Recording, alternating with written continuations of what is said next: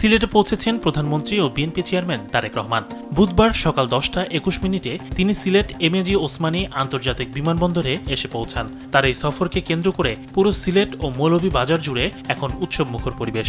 বিমানবন্দর থেকে শুরু করে সড়কের দুপাশে সকাল থেকে ভিড় জমিয়েছিলেন হাজার হাজার নেতাকর্মী। বিমানবন্দরে নামার পর প্রধানমন্ত্রীকে ফুলেল শুভেচ্ছা জানান বিএনপি ও এর অঙ্গ সংগঠনের শীর্ষ নেতারা।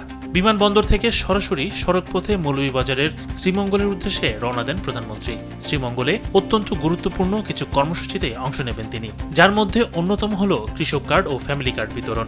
সফরসূচি অনুযায়ী দুপুর 1টায় শ্রীমঙ্গলের ভিক্টোরিয়া উচ্চ বিদ্যালয় মাঠে ফ্যামিলি কার্ড বিতরণ অনুষ্ঠানে যোগ দেওয়ার কথা রয়েছে তার। এছাড়াও মৌলভীবাজারে বেশ কয়েকটি রাজনৈতিক ও সামাজিক কর্মসূচিতে অংশ নেবেন প্রধানমন্ত্রী ও বিএনপি চেয়ারম্যান।